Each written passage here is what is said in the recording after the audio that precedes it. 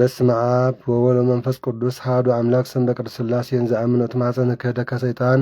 በቅድም ዚአትም የቅድስት ቤተ ክርስቲያን እንተ ይትስሜ ማርያም ጽዮን ለዓለም ዓለም ነአኩ ተከዘ ሰባሃ ከንባር ከከዘ ተአምነ ከንሰለከ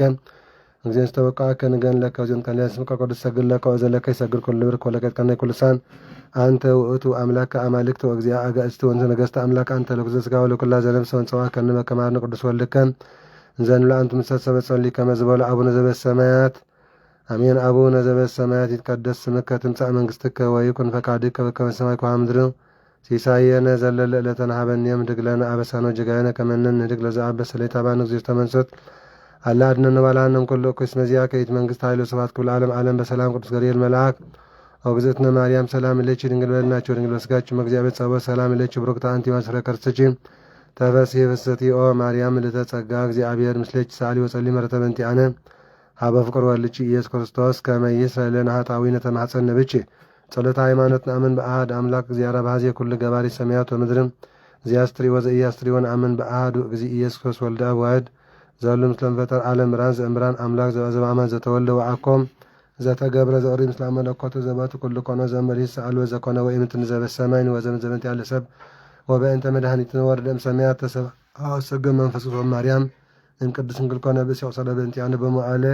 ጲላጦስ ጴንጠናዊ ሃመ ወመተው ተቀረተን ሳምንታን አመሳልት ለበከ መጽውጾታ መጽሐፍትም አርገ በስብሐት እስተ ሰማያት ወነበለማን አቡ ዳግመ ይመጽእ በስብሐት ይኮነን ሕያዋን ሙታነ ወአልማ ለመንግሥቱ ወነአምን በመንፈስ ቅዱስ እግዚእ ማይሰር ሰማ ምስክለቱ ወሰቦ ምስለ አብ ወወልድ ዘነበ ነቢያት ወነአምን በአሐቲ ቅድስት ቤተ ክርስቲያን ተለዓለ ኩሉ ሐዋርያት ወነአምን በአሐቲ ጥምቀት ለሰርታት ያሰፈ ሳይመታ ወሕይወተ ዘይመጽእ ለዓለመ ዓለም ቅዱስ ቅዱስ ቅዱስ እግዚአብሔር ጸባኦት ፍጹም ሰማያት ወምድር ቅዱሳተ ስብሐቲከ ንሰግድ ለከ ክርስቶስ ለአብከ ሰማያዊ መንፈስ ቅዱስ ማያውስ መጻይከ አዳንከነ ሰግድ ለአብ ወወልድ መንፈስ ቅዱስ አሐተ ስግደተ ሰግድ ለአብ ወወልድ ወመንፈስ ቅዱስ አሐተ ስግደተ ሰግድ ለአብ ወወልድ ወመንፈስ ቅዱስ አሐተ ስግደተን ዘአሐዱ ስልስቱ ወሰለስቱ አሐዱ ይሰለሱ በአካላት ወይተዋሐዱ መለኮት ሰግድ ለእግዝእትነ ማርያም ድንግል ወላዲተ አምላክ ሰግድ ለመስቀለ እግዚእነ ኢየሱስ ክርስቶስ ዘተቀደሰ በደሙ ክቡር መስቀል ኃይልነ መስቀል ጽነ መስቀል ቤዛነ መስቀል መድኃኒተ ነፍስነ አይድ ክህዶም ንሕነሰ አመነ ወእለ አመነ በኃይለ መስቀል ድኅነ ስብሐት ለአብ ስብሐት ለወልድ ለመንፈስ ቅዱስ ይደልዎም ለአብ ለመንፈስ ቅዱስ ስብሐት ለአብ ስብሐት ለወልድ ለመንፈስ ቅዱስ ይደልዎም ለአብ ለመንፈስ ቅዱስ ስብሐት ለአብ ስብሐት ለወልድ ለመንፈስ ቅዱስ ይደልዎም ለአብ ለመንፈስ ቅዱስ ስብሐት ለእግዝእትነ ማርያም ድንግል ወላዲተ አምላክ ይደልዋ ለእግዝእትነ ማርያም ድንግል ወላዲተ አምላክ ስብሐት ለመስቀለ እግዚእነ ኢየሱስ ክርስቶስ ደልዎ ለመስቀለ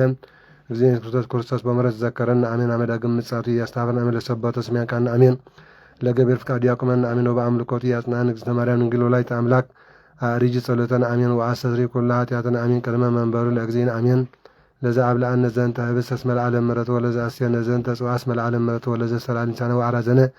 እስመ ለዓለም ምሕረቱ ወለዘ ተአገሰለነ ኩሎ ኃጢአትን እስመ ለዓለም መዝዋብን እስከ ቅዱስ ወደሙ ክብር እስመ ለዓለም ምሕረቱ ወለዘ አብሳን እስከ ሰዓት እስመ ለዓለም ምሕረቱ ለሀብሎት ስብሐቱ አኮት ለእግዚአብሔር ልዑል ወለወላዲቱ ድንግል ወለመስቀሉ ታኮት ሰባ ስሙ ለእግዚአብሔር አምላክ ነው። ወትረ በኩል ጀበኩል ሰዓት ሰላም ልጅ እንዘን ሰግድ ብለች ማርያም ምን አሰብኳች ማር ነው ተማጸነ ብቻ በእንታና ምቹ ያጨማ ብቻ ማብረንም ንግል ባሪች ጸሎት እግዝእትነ ማርያም ድንግል ወላዲተ አምላክ ተአብየ ነፍሴ ለእግዚአብሔር ታሴ መንፈሴ በአምላች የመድኃኒት እስመ የማማ ለአሞቱን አምዜ ሲያስተወጽኒ ኩሉ ትውልድ እስመ ገብረ የታለም ጥስሙ ለሳሉ ለትውልድ ለይፈርዎ ገብረ ኃይለ ምጽአቱ ወዘሮሙ ያብሉና ለመርሰቱ ባያላን መናብርት የሙ አቢም ለታኑ አጽቀውን በረከለ ረባነ ፈኖሙ ራቆም ለወላን ተከፈ ለእስራኤል ኩሉ ተዘከረ ሳሎ ዘይቤሎሙ ለአቡነ አብርሃም ወለዘሩስ ከለዓለም ዓለም አሜን። ስብሐት ለአብ ወወልድ ወመንፈስ ቅዱስ ይእዜኒ ወዘልፈኒ ወለዓለም ዓለም ባርክን ቅድስነ ወአንጽን ንግዘት የማርያም ለወለተ ብርሃን በረከት እቺ ድበል ኩልነ ማህበሰ ወዳሴ አሌክስነ ማርያም ድንግል ወላዲተ አምላክ ዘይትነበለት ሐሙስ እፀንተር የምሴ በነደ እሳት ውስተ ገዳም ወአጻቃይቱ እትመስል ማርያም ድንግል ዘእምር ሰላምኛ ቃል አብ ወኢያው ያሳተ መለኮት ለድንግል እምድኅረ ወለደት ድንግልና ተረክሞ መለኮት የተወለጠ ኮነ ወልደ እጓለምያ አምላክ ዘአብ መጻባራንነ ሳይለነ ቅዱስና አቤች ኩልነ ቅዱስና ወላዲተ አምላክ መሳልች ኩለ አለ ኩለትም ከተኩለ ድንግል ማርያም ወላዲተ አምላክ ዘበንቲያ ተሰረዘ ቃላ መርገምን ታድሪ በዘበነ በሎ ዘገረት በሰበለት ምጸበተ የዋን ታጽወ ተገነቶ በእንተ ማርያም ድንግል ታረወ ለነ ዳዱ ወጥፋት ቃል አብዛለም ቅድመ ዓለም መለኮትን በለምስና ማሃድ አብ መጻወ ሳውል ወድም ቅድስት እሙ እምድኅረ መጻወ ሳውል አሁን ቅድስት እሙ እምድኅረ ወለተ ይማስን ድንግልና ወበእንተ ዝግህደ ኮንኮ ወላዲተ አምላክ ይጠሙ በለቱ እግዚአብሔር ከርስ ዘበተል አልያተ ለድ በጻር ወማ ወሃ ዘነል ወከፈልፋል ይወለ ዘመለ ዘርዓ በስ ዘይስር መርገመ እምዘመድነ ወበእንተ ንሰብሖን ዘንብል ስብሐት ለኮም ከረሰብ ሄርምላት ነፍሳቲነ ሳይለን ክሰው ዘመንክሮ ወጽብ ኃይለ ከርሳ ለድንግል ወላዲተ አምላክ ዘእንበለ ዘሰብአ ኮነ መልአክ ዘአስተርአየ ለዮሴፍን ዘይል ከመ እስመ ዘይትወለድ እምኔሃ መንፈስ ቅዱስ ቃል እግዚአብሔር ተሰባ ዘንበለ ወላጤ ወለተ ማርያም ኪተዝም ተፈሳ ወይ ቤት ወልድ ወልደን ወይ ሰማይ አማኑኤል ዘበተርጓሚ እግዚአብሔር ምስሌነ ወአዲስ ሰማይ ሲያዝ ያድነው ያድነን ህዝቡ ለኃጢአቶሙ ያድነን በኃይሉ ወስራያት ያስመጡ ካምርና ከማምላኩ ተዘኮነ ሰብአለ ስፋስ ከላለም አዘመን ግልደት አምላክ መንከን ማርያም እም ቅድስት ድንግል አግመረቶ ለቃል ይቀደመ ዘር ለልደት ወይ ማሰን በለት ድንግልና እምሃበ አወፃ ቃል ዘእንበልካም ድንግል ተወለዘ እንበለ ማምለቱ ሰጎር ሰብአ ሰገላም ጾታነ ከማምላኩ ተወርቀስ መኑቱ ተከርቤ ዘይቱ ሀብ ለመቶ ማየ በእንቲያቶ በፈቃዱ አሃዱ ተባይረን ከሰብ ሰአይለን ቅዱስ ኦዝመ ክሮዝነ ሰአሃዱ አዝመን ጎል አዳም ለሃከም ነው ወስተኩለ በተጓለሚያው ቶ በግዚ ቃል አብተሰብ አንገት ስንግሎ ተሰሚ አማን ሎ በእንትን ጻላ ቢያ ኩለ ጊዜ ከመታሰር በእንቲ አና ሀበ ፍቅር ወላ ህዝብ ኩለ ቆኑሳን ወሊቃነ ጳጳስ ማጽመጽ ለሙዘቻ ያጸነው ለነቢያትኒ አንጸት ለዘበንት ያተነ በወላ ሐዋርያት ወልደ ዘሰበኩ በስሙ ተቆላጽና በዓለም ለሰማዕቱ ለማይመርጻ ምን ያስተጋድሉ በእንቲያው ኢየሱስ በለጽጋቶ በዘይታው ነሰበ በዘላ በሳሉስ መንጻዋራንነ ሳይለነ ቅዱስ መሐለ እግዚአብሔር ለዳዊት በጽርቅ ወይነስ እስመ እንፍሬ ከርስከ አንብርዲ በመንበርከን ወሰበቶ ኮብት ጻድከ መምኔት ወለድ ክርስቶስ በስጋ ፈቀደ ይሶርከ ማህደር ለእግዚአብሔር ቃሉ ፈጸመ ዘንተ ባቢት ጋር ወምዝ ጸራ በመንፈሳዊ በናው ሰማና በፍራታ ማህደር አምላክ ያዕቆብ ቤተ ቤተልሔም ዛሪያ አማን ይልቶሎ ሲታ በስጋ ለማይዘ አነካቢ ወላካል ምን የሚያተው አንተ ቤተልሔም ፍራታ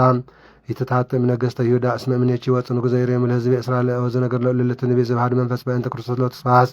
ምስለ ራው መንፈስ ቅዱስ እስከ ዓለም ሳይለነ ቅዱስ ዳዊት ዘነክሰ ለእስራኤል አመይት ነው ስላሊ ኢሏን ፈተ ወይስታይ ማእማ ዘተ ቤተልሔም ፍጡነተን ሱ መላእክት ታራ ወተቃተሎ በውስጥ እንተ ኢሏን ወአንጹ ለቱ ወተማይ ዘፈተ ወይስታይ ወሰበር የውተጽዋድ ከማአቶ መቶም ነው ለቀልበንት ያካ ወተማይ ወሰተ ምን ነው መስተለቀለ እስከ ዓለም አማን መነ ሰማጣ ማለ ዛለው ካወደው በእንተ እግዚአብሔር ታጎስ መተመሪ በእንተ መንግስተ ሰማያት ተሳለን በከመ ሳልከ ሊለነ ቅድስት አሃዱ ዘእም ቅድስ ሥላሴ ርእዮትትና ናዝነ ሰማያ ሰማያት መጻዋተ ውስተ ድንግል ወኮነ ሰብአ ከማን ዘንበል ኃጢአት ባይታወተ ለበ ቤተልሔም በከመ ሰብእ ከነቢያት አዳነው በዘኖር ሰንዝ በዚአሁ ሳይለነ ቅድስ ሳይለነ ማርያም ነው ለዚነ ወልቺ ማርነ ዋርሲዮ የረሲየነ በየማን ያቆመን ለዓለም ዓለም አሜን። እግዚኦ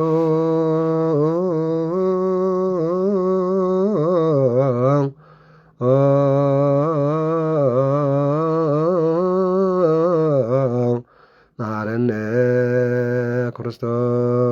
ክርስቶስ እግዚኦ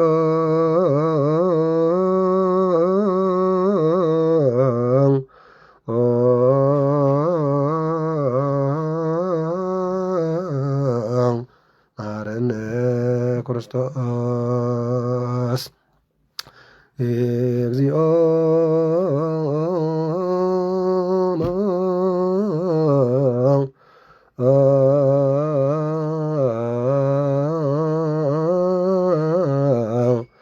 ማረነ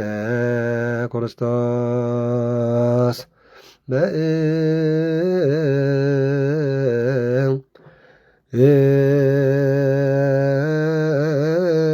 በእንተ ማርያም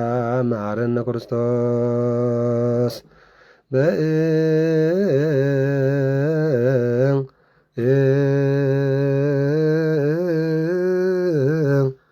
ማርያም ማረነ ክርስቶስ በእንተ ማርያም ማረነ ክርስቶስ ሳሊለነ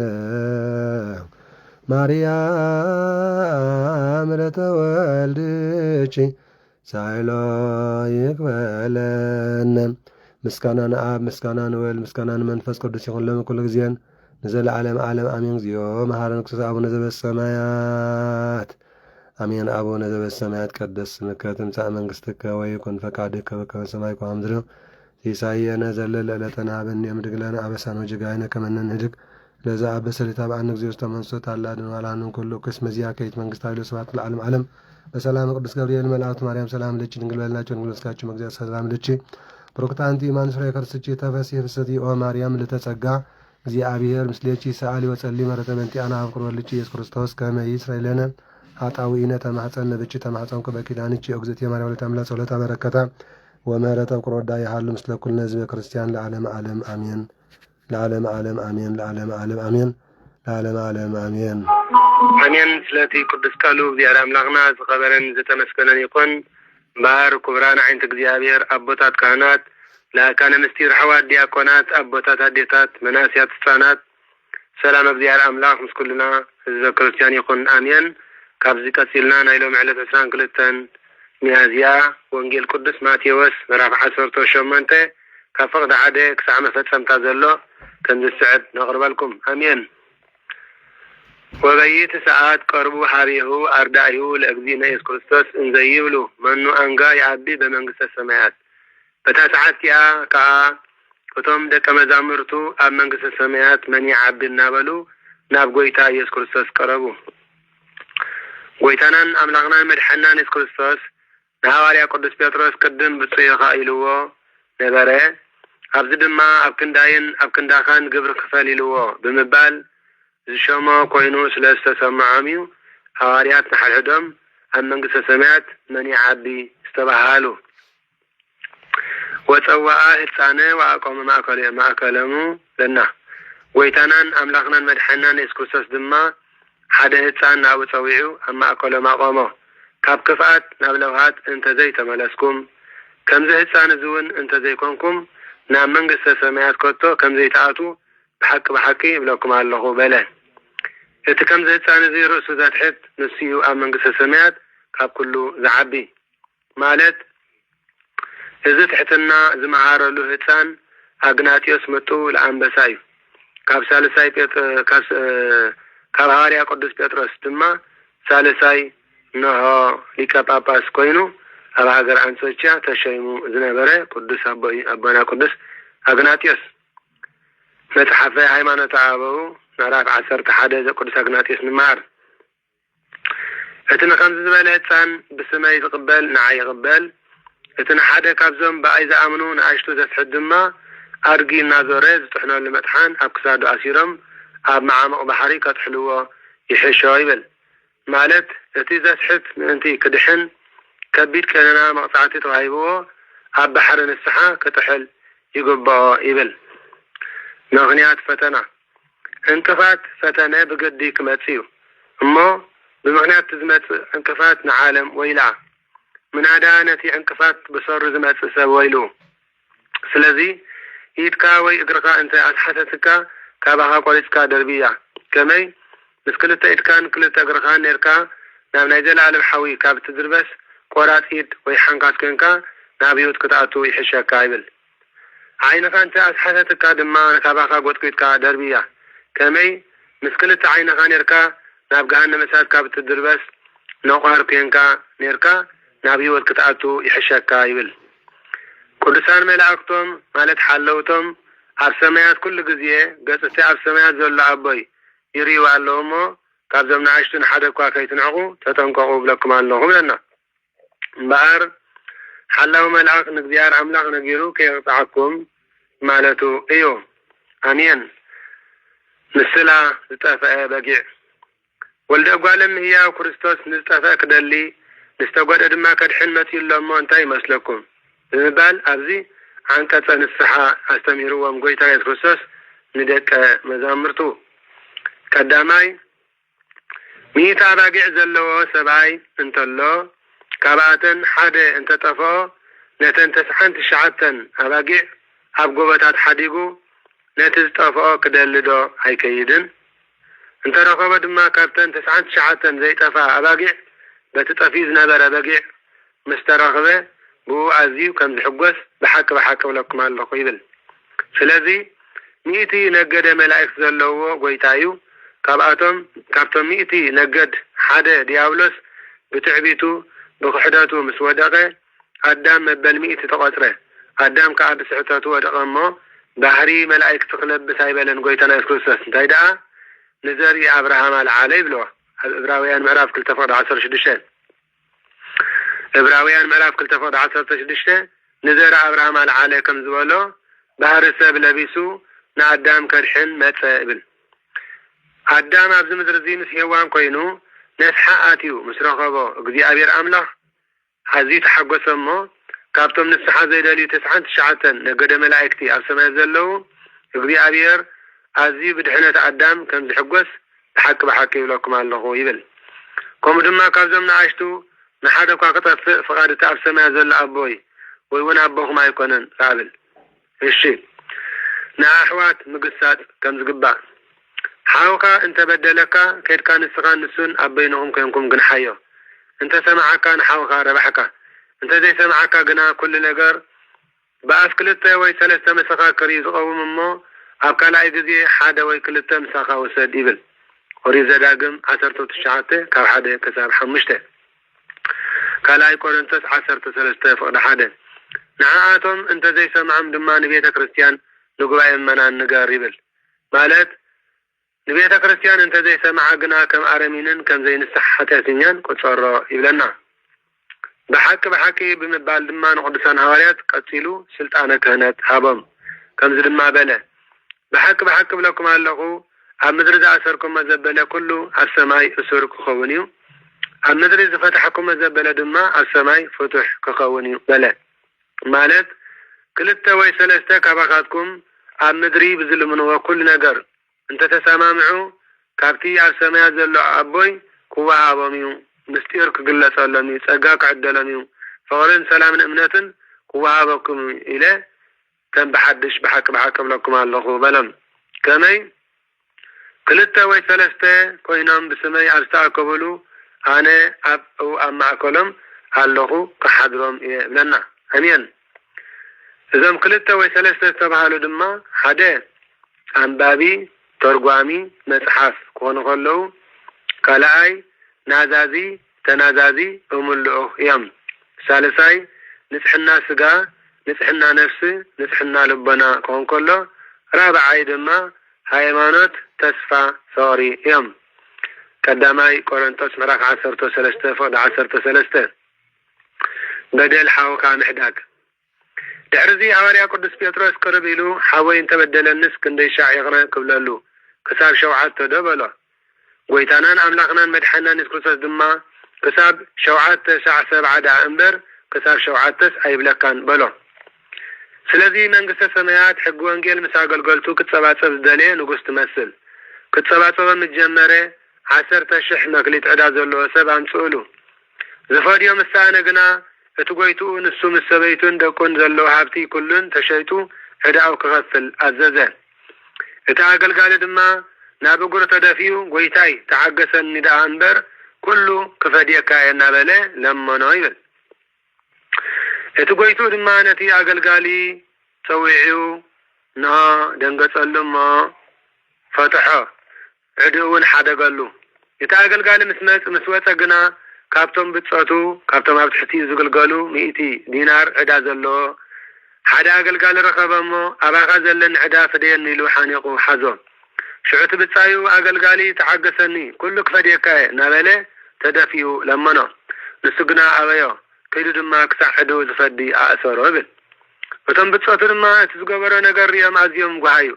كيدم تزقنا كل نقر نقويتو أم نقروا شعو قويتو تويو أنت حسو ما أقلقالي أنا سلزل لمن كاني بزولو عداقا حدا كلكا نستغاقا كمتا أنا زمحاركوكا نتبتصايكا كتمحرادو أي متقبأ كان بلو قويتو كا تقطعو كل عدو فاتي مقطع زفدي نزل صار ايوه حليفو هاو لنا بار نسقاتكم دما نفس وكافكم نحاو كابلبو بدلو انت زي حدكم ملو سمايا أبويون قامو كقبركم يو إبل سلازي منقصة سمايات قدي عبير آب مس ملايكتو كتصبع سزدالي نقص نها يمثل مالت نسو بعلو قيتانا أملاغنان مدحينان إيسوس كريستوسيو ناي نقستات نقص ناي أملاغت أملاغ ناي قويتا حكين كتصباتو متجمرقا فتسون حتيا زلو أدام أنصولو زدحنا اللو حيمانة نقبارن مسانا اللوكا نعون هيوانن ندقومن متسقان متنفسن فردم بالحرزي قويتا نمرن السحا أنصولو زدحنا اللو مدغنيات مسانا اللو عبسومنا تدويات كساقيو أزازة كينانو كساعد فتسم قويتا يبدي لي أما محارني كينانا يكفتسم ينابالا سقدالو قويتا غا محارو حاتياتو حدا قال ليبل تحرزي اتمامرن السحا كان مؤمنان حادثا السحي رخبه متحاف زون السقافة سميلو غاية النقو بتتنسحي منك نسحاي كفتسم تعقسننا بلا وديق لمنا أتي أبوغنا يكون له نسحوك سعد فتسم أوغزو ملائكتي نذريهم أزيهم قهايو سبدو نسب كمزي چكني غائلهم نقويتا كا تزغبر كله نغروه كما زارربا سبدا نغروه بلنبر قويتا سمنغاز زليو هايكونا نبلنا تحرزي قويتا نتيمة مرن السحا كم زبالو بمغنيات حمام توعيو أنا سلزلمن كاني كل حاجاتك حدا كلك أنا يقرأ كم زبال كلك الصغاقة يقرأ تبلدو أي متقبع كان كم تكون استاذ أبكنداين أبكندي كلن موت تقبله أنا دما أبكنداخا موت تقبل أمو الصغاقة تملس دحان كتبلدو أي متقبع كان بله قويتا نزا ساقيو حمامات أحلفو دما وبل كيننا أوك سعد فتسميو مبار الصغاقكم دما نفس وكفكم نحاو كابلبو بدلو انت زي حدكم له سمايا وأبيون كومو كقبركم يو يبلنا سماي مدرن كحلفيو كاليقنا أي كحلفني بلا قويتا عندك مزامرتو نعمن بك على وانجيلك قدس كالحقي ويوتا حانتي كاب تحلف سماي مدرن كحلف يقلل بلا قويتا يسكرستوس الذي بتصامن بصولة بسقدات بمسوات بنسحان بقدسنا مقبارن بأمنات بتسفى بفقري بصولة بتحتنا بكل نقر حدقات تحتنان أبزع قدستن أتنافاويتن هوارياويتن قدستي أرترك استوعد هايمانت نبيات سنبيلا ملائكة مذكرلا هواريات سبقلا سمائتا دمم زسوسلا صدقان استعقسلا قدسان ليكاونتي دوغما كنناتو فيت قدسان مصحفتي بصحافلان دمذكرلان قدستي أرترك استوعد هايمانت سمعت يرساليم صنعنا خنبر عن نسخاتكم من بإبنات بقبرن لا يلعب زيارة أملاخنا قدس فغادي يكون آمين نأمن بك على وانجيلك قدس آمين أقويت على حلنا آمين آمين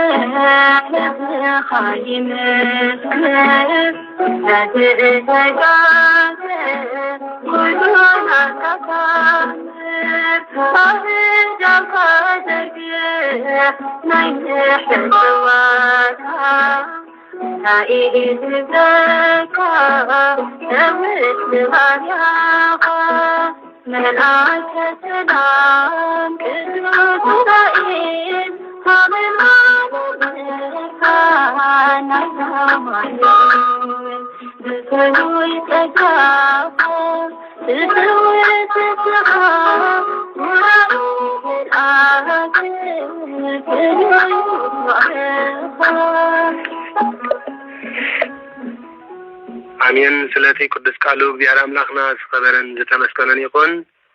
سلاتي قدس قالوا بيار أملاخنا كرمس كنا يتحيو آمين. بار كابزي كتلنا علة عسران كلتن ميازيا زلوا عامتاوي بعالات دما كم السعب قال بيار أملاخ نعين نعاقم يستمرنا مالتيهم لومي علة عسران كلتن ميازيا عامتاوي بعال زغري عرفتم نابونا قدس إسحاق زاقر حورين دبب قلتيو أبونا قدس إسحاق سنابهم أبونا أبراهام ስማዲኦም ድማ አዴና ሰስና ይባሃሉ አቦና ቅዱስ ይስሐቅ ካብ ህፃንነቶም አትሒዞም ድማ ኩሉ ግብረ ክርስትና እዮም ተማሂሮም ክንድሰብ ማለት ዓቅመ አዳም ምሳአኸሉ ድማ በሐያል ጾምን ጸሎትን ስግዳንን ንእግዚአብሔር አምላክ ዘስመሩ ንእግዚአብሔር አምላክ ዘገልገሉ ንብዙሓት ህዝበ ክርስቲያን አርአያን መምህርን ዝኾኑ ቅዱስ አቦዮም ንእግዚአብሔር አምላክ አስሚሮም ድማ አልባሰ ምንኩስና ኣብ ገዳም አባ ኤልያስ ተቀበሉ መንኮሱ አልባሰ ምንኩስና ለበሱ አቦና ቅዱስ ይስሐቅ መዓልቲ ብጾም ለይቲ ድማ ብጸሎትን ስግደትን እግዚአብሔር አምላክ ክብሪግዚኦም ይሕልፍዎ ነበሩ አቦና ቅዱስ ይስሐቅ ድሕሪ ብዙሕ ክርስቲያናዊ ገድሊ ድማ ብሰላም ዓረፉ ድሕሪ ዕረፍቶም ድማ ኩሉ ግዜ መቃብሮም አቦና ቅዱስ ይስሐቅ ድሕሪ ዕረፍቶም መቃብሮም ኩሉ ግዜ ለይቲ መብራህቲ ይበርህ ነበረ ኩሉ ግዜ ለይቲ ናይ አቦና ቅዱስ ይስሐቅ መብራህቲ ይበርህ ነበረ መቃብሮም እቲ መቃብርናቶም ለይቲ መብራህቲ ይበርህ ነበረ ጸሎትን ጸጋ በረኸትን ናይ አቦና ቅዱስ ይስሐቅ እስኩላትና ህዝበ ክርስቲያን ይኹን አሜን ካልአይ ዓመታዊ በዓለ ዝኽሪ ዕረፍቱ ንጻድቅ አባ እለእስክንድሮስ ሊቀ ጳጳሳት ዘሃገረ እስክንድርያ እዩ አቦና ቅዱስ እለእስክንድሮስ መበል 19 ሊቀ ጳጳስ ዘሃገረ እስክንድርያ ኮይኑ ዝተሸመ እዩ ጸሎትን ጸጋ በረኸቶምን ናይ አቦና ቅዱስ አባ እለእስክንድሮስ ሊቀ ጳጳሳት ዘሃገረ እስክንድርያ እስኩላትና ህዝበ ክርስቲያን ይኹን አሜን ሳልሳይ ዓመታዊ በዓለ ዝኽሪ ዕረፍቶም ሊቃነ ጳጳሳት ዘሃገረ እስክንድርያ እዩ አስማቶም ድማ አቦና ቅዱስ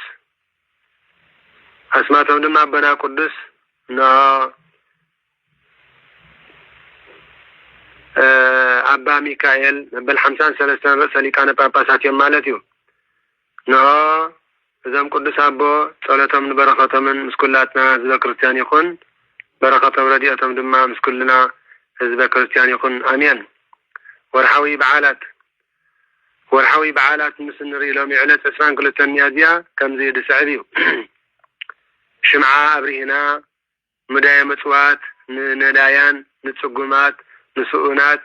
ኣብታ ቤት ጸሎትና ኣብታ ንገብራ ናይ ገዛና ቤተ ጸሎት ኣብኣ ምጽዋትና እንዳውደቕና ከምቲ ቁርስ ንቆርስ ቁርስ ዘይብሎም ነዳያን ከም ዘለዎ ንዘክር ከምቲ ምሳሕ ንምሳሕ ትኸውን ንነዳያን ከም ዘይብሎም ንዘክር ከምቲ ድራር ንድረር ንነዳያን ድራር ትበሃል ከም ዘይብሎም ንዘክር ስለዚ ቁርሲ ቆሪስና ምሳሕ ተመሲሕና ድራር ተደሪርና ጣዓመት እውን ንውስኽ ኣለና ማለት እዩ ጣዓመት ከዓ ንውስኽ ኣለና ስለዚ ነዳያን ጽጉማን ሽጉራን ከም ዝከለው ኩሉ ንጎኑ እዚ ክንፈልጥን ክንሓስብን ክንርዳእን ይግባአና እሞ ነዚ ገበረ እግዚአብሔር ክብሪ ምስጋና ይብፅሓዮ ስለዚ ሽምዓ ነብርህ ምጽዋትና ድማ ነሃብ ኣነዋህልን አሜን ወርሓዊ በዓለ ዝኽሪ ንሊቀ መላእኽቲ ቅዱስ ኡራኤል እዩ ሊቀ መላእኽቲ ቅዱስ ኡራኤል ሓደ ካብቶም 7 ሊቃነ መላእክቲ እዩ መልአከ ሰላም መልአከ ብርሃን ድማ ተባሂሉ ይጽዋዕ ሊቀ መላእኽቲ ቅዱስ ኡራኤል ጸሎትን ጸጋ በረኸትን ምስኩላትና ህዝበ ክርስቲያን ይኹን አሜን አሜን አሜን ካልአይ ወርሓዊ በዓለ ዝኽሪ ሰማዕትነቱ ንወንጌላዊ ቅዱስ ሉቃስ እዩ ወንጌላዊ ቅዱስ ሉቃስ ሓደ ካብቶም 4 ወንጌላውያን ኮይኑ ሓደ ካብቶም 72 ቅዱሳን አርድእቲ ድማ እዩ ወንጌላዊ ቅዱስ ሉቃስ ዓመታዊ በዓለ ዝኽሪ ሰማዕትነቱ ድማ 22 ጥቅምቲ እዩ ወንጌላዊ ቅዱስ ሉቃስ ጸሎትን ጸጋ በረኸትን አይፈለየና አሜን አሜን አሜን ሳልሳይ ወርሓዊ በዓለ ዝኽሪ ዕረፍቱ ንጻድቅ አባ እንጦንዮስ ዘሃገረ ግብጽ እዩ ጻድቅ አቦና ቅዱስ እንጦንዮስ አቦ ኩሎም ቅዱሳን መነኮሳት ዘሃገረ ግብጽን መላእ ዓለምን እዮም ጸሎቶምን ጸጋ በረኸቶምን አቦና ቅዱስ እንጦንዮስ ምስኩላትና ህዝበ ክርስቲያን ይኹን አቦና ቅዱስ እንጦንዮስ ኣብ መበል 120 ዕድሚኦም እዮም ብሰላም ዓሪፎም ጸሎተ ረድኤቶም ይሓልወና አሜን 22 ጥሪ ዝውዕል ማለት እዩ ምስጋና ይብፅሓን ፈጣሪ ኩሉ ዓለም ከምኡ ድማ ራብዓይ ድማ ወርሓዊ በዓለ ዝኽሪ በዓለ ደቅስዮስ ኤጲስቆጶስ ዘሃገረ ሮምዮ እዩ እዚ ማለት ድማ አቦና ቅዱስ ደቅስዮስ ኩሉ በዓል ናይ ኣዴና ቅድስተ ቅዱሳን ንጽሕተ ንጹሐን ድንግል ማርያም ጠርኒፎም ብምጽሓፍ ከብዕሉ ዝጀመሩ ቅዱስ ኣቦዮም ማለት ተኣምረ ማርያም ዝተጻሕፈሉ ዕለት ማለት እዩ 22 ታሕሳስ አቡና ቅዱስ ደቅስዮስ ናዴና ቅድስት ድንግል ማርያም ወላዲተ አምላክ ዝገበረቶ ተአምራታ ኩሉ ጠርኒፎም ስለዝመስከሩላ ካብ ሰማይ ድማ ሰብ ኮፍ ኢልዎ ዘይፈልጥ ወንበርን ሰብ ተኸዲንዎ ዘይፈልጥ ሰማያዊ ልብስን አንቲኣ ሃበቶም ብድሕሪ ሕጂውን ቅድሚኻ ይኹን ብድሕሪኻ ኣብዚ ወንበር እዚ ዝቕመጥ የልቦን ነዚ ሰማያዊ ልብስ እውን ዝኽደኖ የልቦን በለቶ ዓመታዊ በዓለ ዝኽሪ አቡና ቅዱስ ደቅስዮስ ድማ 22 ታሕሳስ እዩ ስለዚ ዕለት 22 ታሕሳስ ሓንቲ ካብተን 33 በዓላት ናይ ኣዴና ቅድስተ ቅዱሳን ንጽሕተ ንጹሐን ድንግል ማርያም ወላዲተ አምላክ ዝኾነት ሓንቲ ክቡር በዓል ክቡር ዕለት ማለት እዩ ነዚ ዝገበረ እግዚአብሔር ክብሪ ምስጋናን ኣምልኾን ውዳሴን ስብሃትን ስግደትን ምስጋናን ይጽሓዮ አሜን አሜን አሜን አሜን በዓል ካብዚ ቀፂልና ሎማዓንቲ ዕለት 22 ቅዱስ ኡራኤል ስለዝኾነ ናይ ሊቀ መላእክቲ ቅዱስ ኡራኤል በረኸትን ረድኤትን ንሽተይ ኣብዚ ክንገልጽ ንፈቱ ሊቀ መላእክቲ ቅዱስ ኡራኤል መልአከ ሰላም መልአከ ምሕረት መልአከ ትፍሰቲ መልአከ ሓጎስ መልአከ ብርሃን እናተባሃለ ኩሉ ግዜ ዝንገርን ቅዱስ ክብሩ ድማ ዝመስከረሉን ናይ እግዚአብሔር አምላክ ንጹሕ አገልጋሊ ናይ እግዚአብሔር አምላክ ሰማያዊ አገልጋሊ ስለዝኾነ ሊቀ መላእክቲ ቅዱስ ኡራኤል ንዓኻትኩምን ዘለዎ ተረዳእነትን ውዕለትን ኣብዚ ንሽተይ ክንገልጽ ንፈቱ አሜን በስመ አብ ወወልድ ወመንፈስ ቅዱስ አሐዱ አምላክ አሜን ተአምሪሁ ለቅዱስ ኡራኤል ሊቀ መላእክት ትንብልናዋ አስተበቆቱ ይሃሉ ምስለ ኩልነ ህዝበ ክርስቲያን ወምስለ ኩልነ ማህበረ እስራኤል ለዓለም ዓለም አሜን ቅዱስ ኡራኤል አድንጻ ሰናዖር ዓለውትን ክሓትን ዝኾኑ ሰለስተ ነገስታት ነበሩ አስማቶም ድማ እቲ ደቡባዊ ሳሮግ እቲ ዓረባዊ ናምሩድ እቲ ሳልሳዮም ድማ አዜባዊ ሰናዖር ይበሃሉ እዞም ሰለስተ ነገስታት ኣብ ኩላ ምድሪ ነገሱ ንኹሎም ጸላእቶም እውን ኣብ ትሕቲ ዓዳዎም ገበርዎም ንሳቶም እቲ ሓደ ንደብተራ መሎክ ሬፋን ማለት እዩ ዝበሃል ተባሃለ ኮኸብ የምልኽ ነበረ እቲ ካልኣዩ ድማ ንብርሃን ፀሓይ ይሰግዱ ነበሩ እቲ ሳልሳዮም ድማ ንቢኤል ዘቡል ዝተባሃለ ብኢድ ሰብ ዝተሰርሐ ጣዖት የምልኽ ነበረ ህዝቦም ድማ ንኸም ዳጎን ቤል አቴና አጵሎን አቅማንድሮስ ሮማዲዮስ ኤራቅሊስ ፌጎር ሚሳቅ ሲድራቅ ዝተባሃሉ ጣዖታት ተሸኪሞም ይትንስኡ ነበሩ ናይ ጣዖት አገልገልቲ ድማ ክሳብዚ ቤል ዝተባሃለ አምላኮም ጣዖቶም ይቕረ ዝብለሎም ኩሉ ዝደለይዎ ይልምንዎ ፍርቆም ድማ ከም አውራስ አጣሪው ሄልያሴፍ ደብራን ሄልዶን ዝብሉ እናጸውዑ ናይ ጣዖት ነው ናብ ስእሊ ኮኸብ ይሰግዱ እቶም ጠንቆልቲ መቕዘፍቲ እግዚአብሔር ኣብ ልዕሊ ሰናዖር ክሳብ ዝሃድ ይግዕሩ ነበሩ ይብል ብድሕሪ ሓንቲ ብወርቂ ቀለም ዝተጻሕፈት ሕትምቲ ደብዳቤ ብኢድ ሊቀ መላእክቲ ቅዱስ ኡራኤል ዝተጻሕፈት ካብ ሰማይ ናብ ምድሪ ወደቐት ነዛ ጽሕፍቲ እዚኣ ከዓ ሓደ እኳ ክገልጻ ዝኽእል ኣይነበረን ኩሎም ህዝቢ ሰናዖርን ናምሩድን ምኽኣላ ሰኣኑ ኣብ ውሽጢ ቤተ መዛግብቲ ድማ 3 ዓመትን 8 ወርሕን ኣቐመጥዋ 3 ዓመትን 8 ወርሕን ኣቐመጥዋ ሰናዖርን ሳሮግን ነዚ ነገር እዚ ሰሚዖም እንታይ እዩ እዚ ነገር እዚ ተባሃሉ ሰናዖር ደቁ ናብ ናምሩድ ልኢኹ ነታ መጽሓፍ ማሕተማ ክንሪኣ ናባና ስደዳ በሎ ናምሩድ ድማ እዚ መልእኽቲ እዚ ምስ በጽሖ ነታ ጽሕፍቲ ዓሽጉ ብሓደ ልኡኽ ኣገልጋሊዩ ገይሩ ናብቲ ብጓይላ ዘብዕልዎ በዓሎም ናብቲ ምንታይ ናንብለና ህዝበ ክርስቲያን ናብቲ ብጓይላ ዘብዕልዎ በዓሎም ለኣኾ ምክንያቱ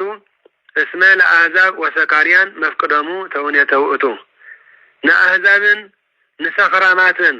ንስርዓት ዘይብሎምን ንዘይንስሑን ሃይማኖቶም ንዘየኽብሩን ኣብ ቀይድ በተኽ ንዝነብሩን ህዝቢ ድልየቶም ጓይላ ስለ ዝኾነ ኢሉ እስመ ለአሕዛብ ወሰካርያን መፍቅዶሙ ተውኔተ ውእቱ ንኣህዛብን ሰኽራማትን ድልየቶም ጾምን ጸሎትን ኣይኮነን ንኣህዛብን ሰኽራማትን ድልየቶም ስግደትን ምጽዋትን ኣይኮነን ንኣህዛብን ሰኽራማትን ድልየቶም ነስሓን ቅዱስ ቁርባንን ኣይኮነን ንኣህዛብን ሰኽራማትን ድልየቶም ጓይላ ስለ ዝኾነ ከምዚ ክብል ድርሳን ኡራኤል ተናገረ አቤት ንመን ኢሉ ንኣህዛብ ጓይላ ንጻወት ዘበልናስ ዳርጋ ኣህዛብ ተቀየርና ኣለና ማለት እዩ ወዲ ብ40 መዓልቲ ጓል ብ80 መዓልቲ ተጠሚቕና በስመ አብ ወወልድ መንፈስ ቅዱስን በስም ሥላሴ ህዝቢ ኮይና እንዲና ወንጌል ቅዱስ ማቴዎስ ምዕራፍ 28 ፍቅድ 19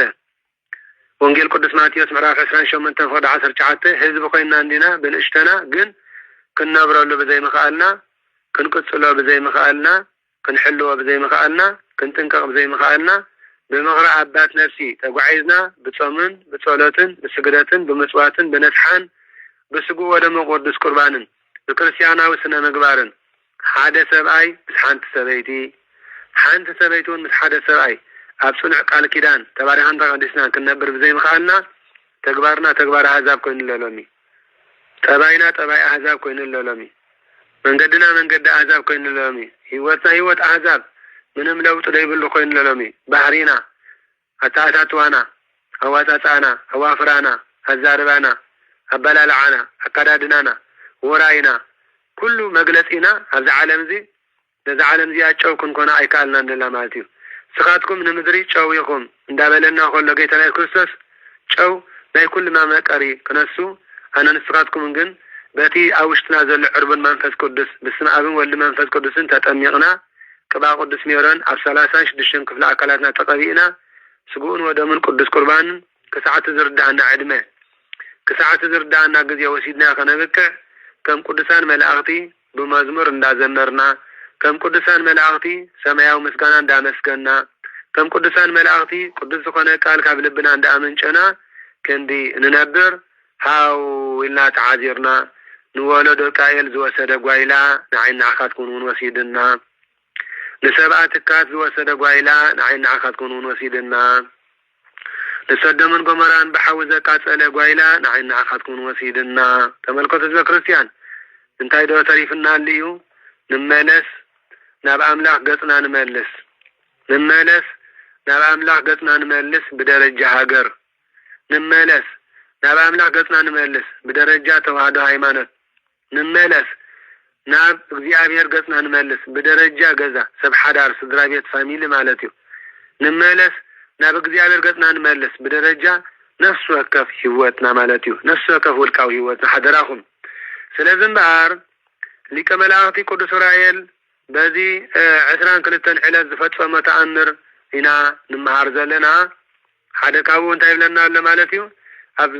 ሰብአ ሰናኦር ተኣምር ከም ዝፈጸመ ኣብ ሰብአ ሰናኦር ተኣምር ከም ዝገበረ ካብ እግዚአብሔር ተላኢኹ እዩ ሎሚ 22 ሚያዝያ ዘስተምረና ዘሎ ከምዚ ይብል እስመ ለአሕዛብ ወሰካርያን መፍቅደሙ ተውኔት ውእቱ ንኣሕዛብን ሰኽራማትን ድልየቶም ጓይላ ስለ ዝኾነ ጓይላ ናይ መትዓቢት ሎሚ መን ተሓጒሽሉ አባት ነፍሲ እኳ ደይብለት ማሕበራት ቀሺ እኳ መጺኡ ደይባርኸልኩም መን ተሓጒሽሉ እስከ ካብና ንጓይላ ንዳንኬራ እምበሪ መን ተሓጒሽሉ ኣይናይ ሕብረተሰብ ኣይናይ ባህሊ ማእኽቢሩ ኸይዱ ዘይንናሳሕ ገዳ ንዕመ እንደ ዝንናሳሕ በጃኹም ዘይንጽሊ ብዘይ ምቁራጽ አፈተና ከይታቱን ከየባተኩም ጸልይ ኮይንና ጎይታና ክርስቶስ ወአባት ነፍሲ ሒዝና ነስሓንእቶ ዝተወለድናሉ ዕለት እምበር ንዓርፈሉ መዓልቲ እኮ ኣይንፈልጥን ስጉ ወደሙ ንቀበል መዓሰይ ኣብ ግዜ ህፃንነትና ቅዱስ ቁርባን ንቀበል ኣብ ግዜ ንስነትና ቅዱስ ቁርባን ንቀበል ኣብ ሓዳር ከለና ቅዱስ ቁርባን ንቀበል ኣብ ሽማግለ ዕድመ ዘለና ዝኣረግና ኩሉ ኣብ ኩሉ ክለ ዕድመ ዘሎ ወዲ ተዋህዶ ሃይማኖት ካብ ነስሓን ቅዱስ ቁርባንን ክወፅእ ኣይግብኦን ካብ ቅዱስ ቁርባን ነስሓን ርሒቕካ ምንባር ካብኡ ድዓቢ ዝኽትምና የልዎን ህዝበ ክርስቲያን ካብኡ ድዓቢ ዝኽትምና የለን ካብኡ ድዓቢ ድኽነት የለን ናይ ብሓቂ ሓደ ሰብ ካብ ንስሓን ካብ ቅዱስ ቁርባንን እንድሕር ተፈልዩ ድኻ ኮይኑሎ ማለት እዩ ናይ መጨረሻ ድኻ ኮይኑሎ እግዚአብሔር ብዓይኑ ምሕረቱ ይጥምተና ተመልከቱ ልዕሊ እግዚአብሔር አምላክ ንጻድቃን አበይ ይርከብ ኣብ ልቦም ንጻድቃን ኣብ ልቦም ኣሎ ንቅዱሳን ኣብ ልቦም ኣሎ ንጻድቃንን ንቅዱሳንን እግዚአብሔር አምላክና ኣብ ልቦም ኩሉን ከሎ ንሓጣን እግረ እግሮም ማለት እዩ ንሓጣን ድማ እግረ እግሮም እግዚአብሔር ንጻድቅ ቅዱስ ቃሉ ኣብ ልቢ ዘሎ ኣብ ልቢ ጻድቅ ኣሎ ኣብ ልቢ ቅዱሳን ኣሎ እግዚአብሔር አምላክና ኣብ ሓጣን ድማ እግረ እግሮም እግረ እግርና አይደለ እንታይ ለዋህ ስለዝኾነ ፈቃድ ስለዝኾነ ሓዳግ ስለዝኾነ እግዚአብሔር ክሳዕታ መጨረሻ ደቂቅ ይጽበየና ይናሳሕ ደኾን ይኸውን ይመለስ ደኾን ይኹን እዚ بملكعين بمثلين استفترة والدسب إذا بملكعين بمثلين استفترت وعلي تملس دو تقوون تملسي دو تقوني تملس دو تقونا تملس دو تقونو نملس دو نقوون تملس دو تقوون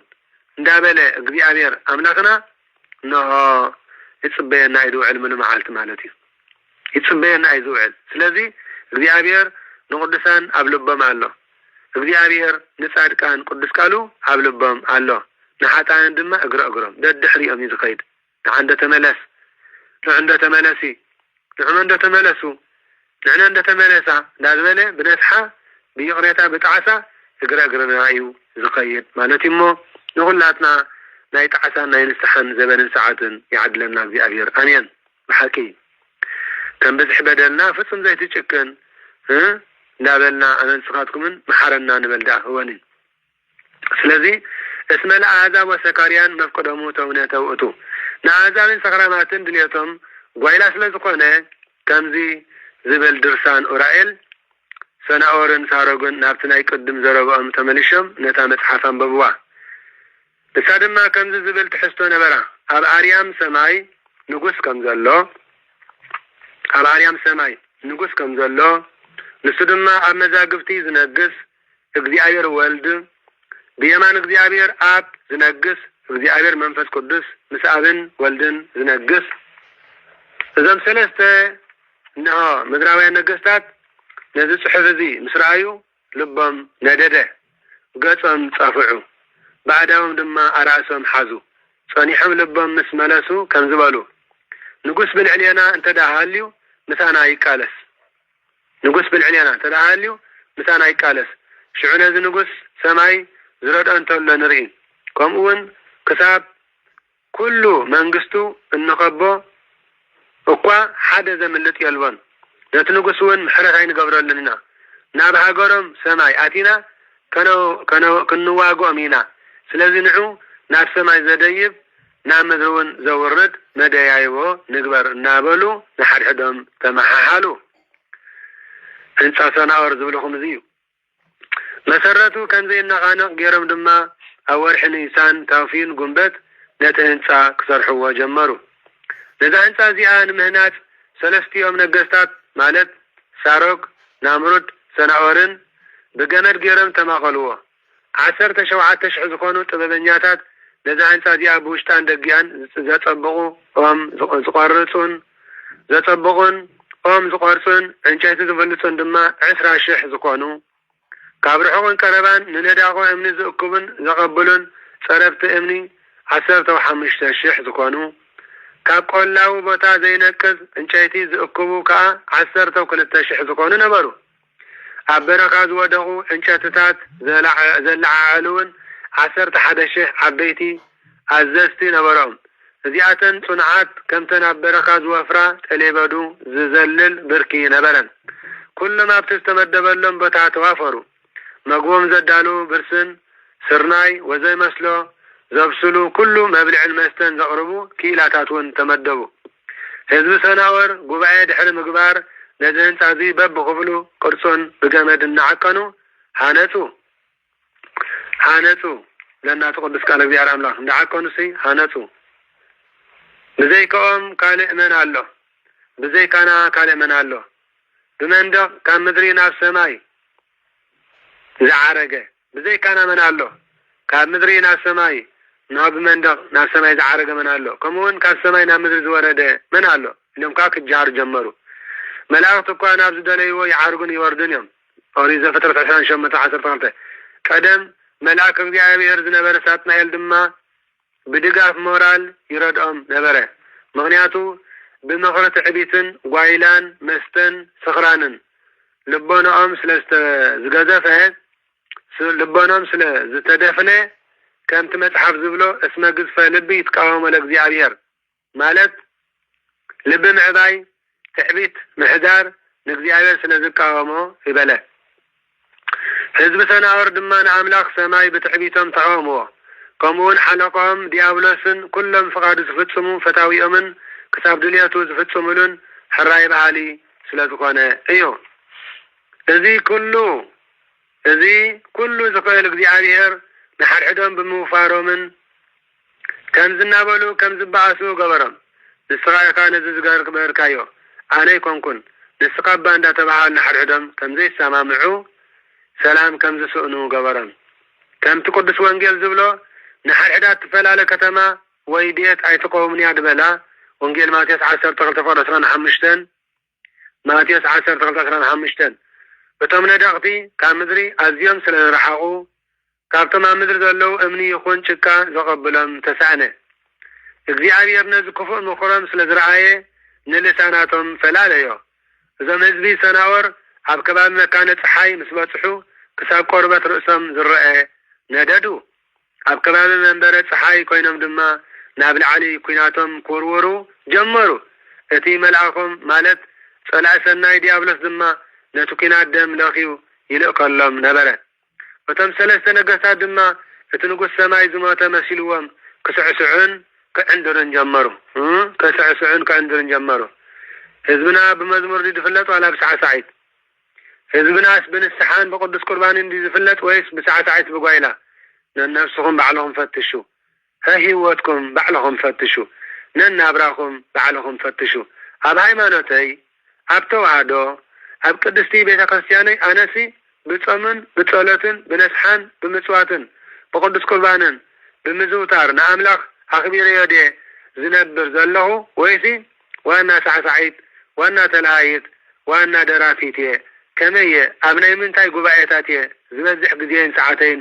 ዘሕልፎ ኣብ ሓደ ዓመት ኢልና ኣብ ገዛኹም ብዛዕባ እዚ ሕሰቡ ኣብ ገዛና ብዛዕባ እዚ ንሕሰብ ኣብ ገዛና እግዚአብሔር ፀዋዕኩ እግዚአብሔር መለሰለይ ረሓበለይ እንዳበልና ሓላዊና ኣይታኸስኒ እሞ ይቕረ ክብለና ስለ ዝኾነ እግዚአብሔር ሓሲብና ናብ ኣምላኽ ንመለስ ሓደራኹም ስለዚ እቶም ሰለስተ ነገስታት ድማ እቲ ንጉስ ሰማይ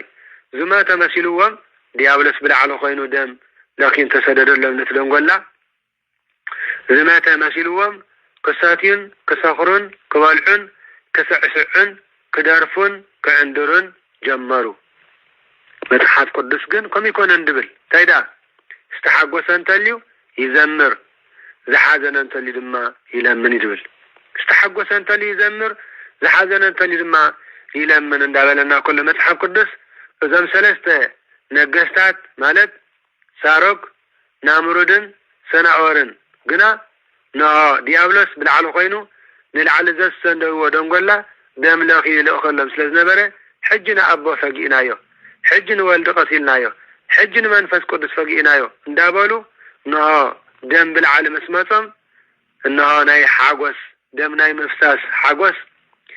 ደም ምስ ፈሰሰ ስለተሓጎሱ ክስዕስዑን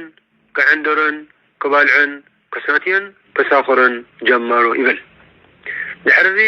መልአክ እግዚአብሔር ቅዱስ ዑራኤል ሊቀ መላእክቲ ዕለት 22 ሰነ ወሪዱ ነታ ህንፃ ካብ መሰረታ ኣፍረሳ ኩሎም ሃነፅታ ማለት ሰብ ሰናወር ድማ ሓለቑ ኣምላኽ ሰማይን ምድርን እግዚአብሔር ከዓ ነታ ህንፃ ዜናኣ ዝነግር ክሳብ ዝሰኣን ተቐበሎም ነዚ ዕፁብ ግብሪ ዝገበረ ኣምላክ ቅዱስ ዑራኤል ክብርን ምስጋናን ንዑ ንዘለዓለም ዓለም ይኹኖ ኣሜን ካብቲ ጸላእ ሰናያት ሎሚ ሓደ ዝገብር ኣብ ህይወትና ናብ ኣብ ልዕሊ ደቂ ኣንስትዮ እዩ ኣብ ልዕሊ ደቂ ኣንስትዮ ሎሚ ጸላእ ሰናያት ጽቡቕ ይፃወት ኣሎ ኣብ ልዕሊ ደቂ ኣንስትዮ ሎሚ ጸላእ ሰናያት ብዙሕ ፈተና የምፅእ ኣሎ ንሱ ድማ እንታይ እዩ ደቂ ኣንስትዮ ጨጉሪ ርእሰን ኣብ ክንድን ኣብ ክሳደን ገፀን ዳዓፅፍኦ ደቂ ኣንስትዮ ጨጉሪ ርእሰን ኣብ ክንድን ኣብ ክሳደን ገፀን ዘውርድኦ ኣብ ክንድን ኣብ መንኩበን ገፀን ዘውርድኦ ብንሳተን ክፈልጦ ዘይክእላ ብንሳተን ክርድኦ ዘይከኣላ ብንሳተን ከስተውዕሎ ዘይከኣላ ምልክት ናይ ኣጵሎንን ምልክት ናይ ህንፃ ሰናኦርን ሎሚ ደቂ ኣንስትዮ ጨጉረን ንልዓሊየን ዊጣቢለን ዘትሕዝኦ ማለት እዩ ሓደ ካብቲ ምልላይ ናይ መናፍስቲ ኣብ ህይወትና እንመሃሮ ሓደ ካብቲ ምልላይ ናይ መናፍስቲ ኣብ ናብራና እንመሃሮ ማለት እዩ ደቂ ኣንስትዮ ሎሚ ጨጉረን መሽጠን ጨጉረን ቆኒነን ንልዓል ገፀን ዊጣቢለን ዘትሕዝኦ እንተደኣ ኮይነን ከምዚ ሻምብቆ ናይ ታንኪ ንልዓል ገፀን ዊጣቢለን ዘትሕዝኦ እንተደኣ ኮይነን ናይ ህንፃ ሰናኦር ኣብ ህይወተን ይድገም ከም ዘሎ እቲ ናይ ህንፃ ሰናኦር ታሪክ እቲ ናይ ህንፃ ሰናኦር ህይወት እቲ ናይ ህንፃ ሰናኦር ተግባርን ጠባያትን ኣብ ናብራና ኣብ ህይወትና ኣብ ጠባይና ሰውነትና ይድገም ከም ዘሎ እዚ ክንፈልጥ ይግባአና እዩ ማለት እዩ። ኩልኻትክን ደቂ ኣንስትዮ ኣዴታት ክቡራን ኣዴታት ክቡራን መርዑት ክቡራን ኣዋልድ ይሕዋተይ ኣዴታተይ ኣሕዋተይ ኩልኻትክን ሓደራ እተን ዓበይቲ ነተን ማእኸሎት ማዓደአን በጃኻትክን እተን ዓበይቲ ኣዴታትና ዛጓለይ ከም ዝገርካ ኣይተሓዝኒ ጨጉርኻ ዛጓለይ ከምዛ ኣይግበርኒላ እተን ዓበይቲ ኣዴታት ነተን ማእኸሎት መርዑት ማዓደአን ንገረአን እተን ማእኸሎት ደለኽን መርዑት ዝተረዳእክን ድማ ነተን ንኣሽቱ ቆልዑ ነተን ንኣሽቱ ኣዋልድ ማዓደአን ኩሉ ግዜ ነሆ ጨጉርኽን ምስ መሸጥክንኦ ጨጉርኽን ምስ ተቆነንክንኦ ናብ መንኮብክን ተዓፂፉ ድወርድ ናብ እንግድዓኽን ናብ ክሳድክን ናብ እንግድዓክን ናብ መንኮብክን እዩ ተዓፂፉ ዝወርድ እዩ እሞ ሓደራ እዚ ንልዓሊ ዊጥ ተብልኦ ንልዓሊ ተትሕዝኦ ንልዓሊ ተእክብኦ ናይ ህንፃ ሰናኦርን ናይ ኣጵሎን ጣዖትን ናይ ግዛኣት ሮሜ ናይ ቀደም ንጎይታ ክርስቶስ ናይ ዘየኽበሩ ኣሕዛብ ምሳሌ እዩ ስኻትክን ብስም ኣብን ወልድን መንፈስ ቅዱስን ተጠሚቕክን ኣብዛ ቅድስትን ኣጽናፋዊትን ሃዋርያዊትን ቅድስቲ ተዋህዶ ሃይማኖት ዝዓበኽን ክቡራን ደቂ ስላሴ ኢኽን ኣዴታትና ደቂ ኣንስትዮ ኩልኽን ደቂ ኣዴና ሄዋን በናይ ኣዴና ቅድስት ማርያም ወላዲተ ኣምላኽ በረከት ረድኤት ኪዳነ ምሕረት ነሆ ኩሉ ነገር ጸጋ በረኸት ዝተቐበልክን ኣዴታትና ነሆ ከምቲ ወላዲተ ኣምላኽ ሕፍርቲ ዝኾነት ሽፍንቲ ዝኾነት ክድንቲ ዝኾነት ብኩሉ ነገር ክብርቲ ዝኾነት ንስኻትክን ድማ ርዝነት ትዕግስቲ ህድኣት ዓቕሊ ምቕሉልነት ፍሕሽውነት ተስፋ ነሆ እምነት ሒዝና ኩሉ ነገር ብህድኣት ብዓቕሊ በስመ አብ ወልድ መንፈስ ቅዱስ አሐዱ አምላክ አሚንና ሕፉር ገጽን ሕፉር ሰውነትን ሕፉር አካዳድናን ሕፉር እርኑብ ዝኾነ ናብራን ክንመርሕ አካላትና ሰውነትና ብያር ቅዱስ ፍቃድ ይኹን። ስለዚ ሓደራኽን እዘን ጨጉርኽን መሽጥክን ጨጉርኽን ቆኒንክን ንልዓሊ ሓፍ ኣቢልክን ተትሕዞ ደለኽን ጀብጀብ ጌርክን ድዩ እዚ ኩኩድ ይድበሃል ኩኩ ጌርክን ተመሽጥክን ተቆኒንክን ኩል ነገር ተትሕዞ ዘለኽን ሕኛ ትገብራሉ ዘለኽን ሕኛውን ተልብሶ ዘለኽን ጨጉርኽን ሕኛን ተፈላለዩ ሕብርታትን ኩል ነገር ተብሎ ዘለኽን ኩሉ እዚ ምሕደር ናይ መናፍስቲ እዩ ምሕደር ናይ ሸይጣውንቲ እዩ ምሕደር ናይ ኣጋንንቲ እዩ ምሕደር ናይ መናፍስቲ እዩ። ስለዚ ተቆነና ሙሉእ ከም ወንጌል ተቆነና ሰለስተ ልባሶ ናይ ሰለስተ ስላሴ ምሳሌ ተቆነና ይኽን ሓሙሽተ ልባሶ ናይ ሓሙሽተ ዓማደ ምስጢር ምሳሌ ተቆነና ሸውዓተ ልባሶ ናይ ሸውዓተ ምስጢራተ ቤተ ክርስቲያን ማለት እዩ። ተቆነና ሙሉእ ከም ስገም ናይ ወንጌል ምሳሌ ማለት እዩ። እዚ ግን ብጨጉርኽን ጥራይ ብጨጉርኽን ጥራሕ ተቆነና ይኽን እዋኒ ጨጉሪ አርተፊሻል ዓዲክንካ ናይ ከልኪዮስ መንፈስ ተሰኪምክንካ ይትከዳ ናይ ከልኪዮስ መንፈስ ከልኪዮስ ማለት ዝሞተ ናይ ዝሞታ ደቂ ኣንስትዮ ናይ ዝሞት ደቂ ተባዕትዮ ናይ ኣህዛብ ንገንዘቦም ኩሉ ጨጉሮም ላጽዮም ናይ ዝሸጡ ናይ ዒቃ ጨጉሪ ናይ ፍራስ ጨጉሪ ናይ ባቕል ጨጉሪ ናይ ካልኻን ነገር ጨጉሪ ገርክን ድማ ኩሉ ነገር ዘይሕማምክ ናይ ትጸዋዓ ዘይሕማምክ ናይ ትጸዋዓ ዘይመከራክ ናይ ትጸዋዓ ካብዚ ኩሉ ነገር ኣነ ግና በቲ ዘለኒ ተመስገን ምባል ተማሂረ ከም ዝበለ ሐዋርያ ቅዱስ ጳውሎስ በታ ዘላትክን ጨጉሪ ሓፂር ጨጉርኺ ንኽብሪ ኣምላኽ ብኡ ንበሪ نوحدي ጨጉረኺ ንኽብሪ እግዚአብሔር አምላኽ ብዎ ንበሪ ንኽብሪ አምላኽ ካብ ምንባር ዝዓቢ ሓጎስ እንታይ ኣሎ ንኽብሪ አምላኽ ኢልካ ካብ ምንባር ዝዓቢ ደስታ እንታይ ኣሎ ንኽብሪ አምላኽ ካብ ምንባር ዝዓቢ ቅድስና እንታይ ኣሎ ንኽብሪ አምላኽ ኢልካ ካብ ምንባር ዝዓቢ ሃብቲ ሓጎስን ደስታን በረኸትን እንታይ ኣሎ በላሕዋተይ ኣብዚ ከኣኽለና ኢሉሎም መዓንቲ ምስጋና ጽሕን እግዚአብሔር አምላኽና ስለዚ እዘን ጨጉርክን መሽጥክን ንላዕለ ተትሕዞ ኣፍየኮ ጌርክን እዘን ጨጉርክን መሽጥክን ናቆኒንክን ጀብጀብ ጌርክን ዲኽን ኩኩ ጌርክን ዲኽን ካልካል ነገር ጌርክን ዲኽን ክሳዕ ፍርቂ ተቆኒንክን ዲኽን ንላዕለ ተትሕዞ ናይ ህንፃ ሰናኦር ንኣብን ወልድን መንፈስ ቅዱስን ናይ ዝተቃወሙ ኣህዛብ ምሳሌ ንኣብን ወልድን መንፈስ ቅዱስን ናይ ዝተቃወሙ ተቃዋሚት ናይ ኣብን ወልድን መንፈስ ቅዱስን የእኽትብል ዘለኹ ማለት እዩ ኣነ ተቃዋሚት ናይ ስላሴ በቃ ከምዚ ቱቦ ናይ ታንኪ ሻምብቆ ናይ ታንኪ ዓይነት ገርክን ተትሕዞ እንትኾን ክንዲ ጨጉርክን ሰብሲብክን ንላዕሊ እዚ ተቃዋሚት ናይ ኣጋእዝቲ ዓለም ስላሴ ልክዕ ኣብ ዘበነ ህንፃ ሰናኦር ዝተፈፀመ ታሪክ ኣነ ድማ ሎሚ ኣብ ጨጉረይ ኣብ ርእሰይ ተሸኪመ መኸድ ኣለኹ ቁፅር ዘይብሎ ማጋንንቲ ኢኹን ትብላ ዘለኽን እሞ ምልክት እዚ ምሕደር ናይ መናፍስቲ ምዃንክን ምልክት እዩ ነስሓ እተዋ ተጣዓሳ ተመለሳ ሕድገት ግበራ ይቕረበላ ብመገዲ እግዚአብሔር አምላኽ ተጓዓዛ ሓደራክን ኣቦታቱን ሓግዝወን ኣቦታት ሓግዝወን ተደጋጊፍና ክንነብር ጎይታ ብቅዱስ ወንጌሉ ምዒድና እዩ ተደጋጊፍና ክንነብር ቅዱሳን ሐዋርያት ብመልእኽታቶም ኣስተምሂሮምና እዮም ቀዳማይ ጴጥሮስ ምዕራፍ 3 ነንብብ ኩላትና ቀዳማይ መልእኽቲ ጴጥሮስ ምዕራፍ 3 እንቢብና ቀዳማይቲ መልእኽቲ ጴጥሮስ ምዕራፍ 3 አንቢብና ኩላትና ንተሓጋገዝ ንዳጋገፍ ንራዳዳ ሃዲእና ንጓዓዝ ሓደራኹም አምላክ ሰማይ ድማ ምሳና እዩ ወስብሐት ለእግዚአብሔር ወለወላዲቱ ድንግል ወለመስቀሉ ክቡር ይትአኮት ወይሰባህ ስሙ ለእግዚአብሔር አምላክነ ወትረ በኩል ጊዜ ወበኩል ሰዓት አሜን እግዚኦ መሐረነ ክርስቶስ መንፈስ ቅዱስ አሐዱ አምላክ አሜን አይንት እግዚአብሔር አቦታተይ ካህናት አሕዋት አሐው ዲያቆናት ከምኡውን ኩልኻትኩም ኣብዚ ዘለኹም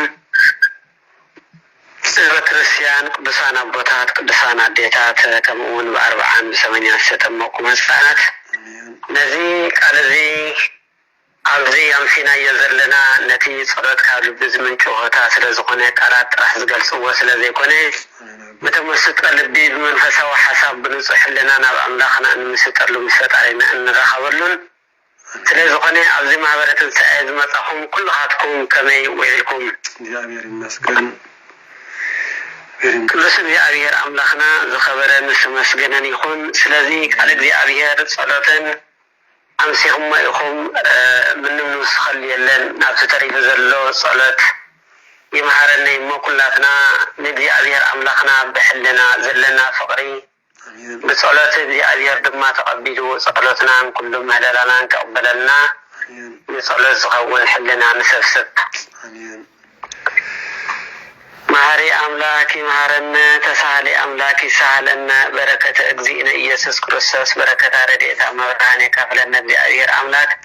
بركة كلهم قدساني ملائكة كفلنا زنا مرت البركة يوردلنا سلامي هذنا فقر سلام يوردلنا سدتنا سدت بيتنا مرحانينا إيسوس كريستوس يقبلنا بأبير أملاك قدس بأبير أملاكنا أمن العالم دما سلام محرتنا وردلنا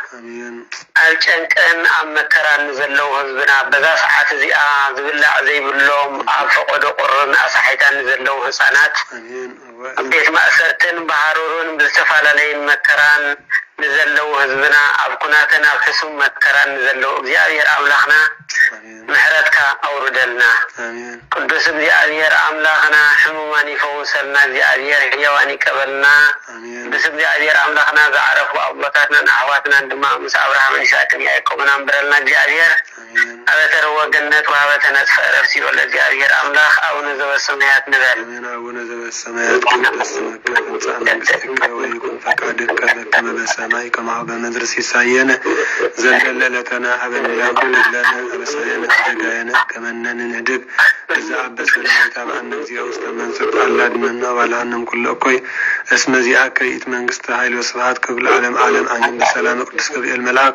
أوزتنا مريم سلام لك نقل بلنا تشور نقل سكاتش مغزياب تصابات سلام لك بركت أنتي مانست وبروك فريكر سيتشي تفسي فستي وماريم تتقى زيادة سليتشي سعلي وتسلي مرتبة انتي انا حرفكم اللتشي إياس كريستوس كما يسر لنا هطاوئين تمحسن لتشي امين يفتح ويسرق زينة وأملاكنا ودعنين إيسوس كريستوس كان لك كان سر أسا ولولو روكا ستبرام كان نساس التامس أبنى حوريات أبنى كانت أعيد إقونا سائر بيسانات أبنى كائمات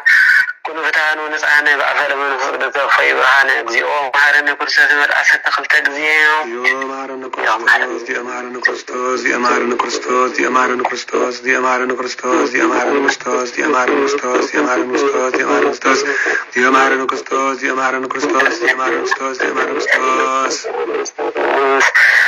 على فترته وزي ما تقبلته يكون ولم قصص سمعت بأن تجزتنا مريم كمهون والعصر تخل تجزيه بأن تجزنا مريم مارنكوس بأن تجزنا مريم مارنكوس بأن تجزنا مريم مارنكوس بأن تجزنا مريم مارنكوس بأن تجزنا مريم مارنكوس بأن تجزنا مريم مارنكوس بأن تجزنا مريم مارنكوس بأن تجزنا مريم مارنكوس بأن تجزنا مريم مارنكوس بأن تجزنا مريم مارنكوس بأن تجزنا مريم مارنكوس بأن تجزنا مريم مارنكوس بأن تجزنا مريم مارنكوس بأن تجزنا مريم مارنكوس يسوع كريستوس هاتيات وهاتيات لك يا حتياتنا يرد لنا يا لنقو بركتي بيترس وبولس يدرون لك زي تام مسرحاتيات زي كم أثر حتيات يفتحكم حضرنا إلى برو أدمت عناني هبكم يفتبلوهم إذا كريستيان كلهم سريات وسر تفاتحوا يفتبلوهم الشيء እግዚአብሔር ከማሰርተ ኃጢአት ይፍታሕኩም ካብዚ ዘሎ ሽግር ድማ መዓቱ ቀሊሉ ምሕረት ይወርደና እግዚአብሔር አሜን ተመስገን ፈጣሪ ሁሉ ዓለም ተመስገን ፈጣሪ ሁሉ እግዚአብሔር አምላክና ናይ ጽባሕ ንጉስ ሰባት ይበለና እግዚአብሔር አምላክና ምስጋና አሜን አሜን ሰባት ይበለና እግዚአብሔር አምላክና ምስጋና ይብዛሕ ፈጣሪ ሁሉ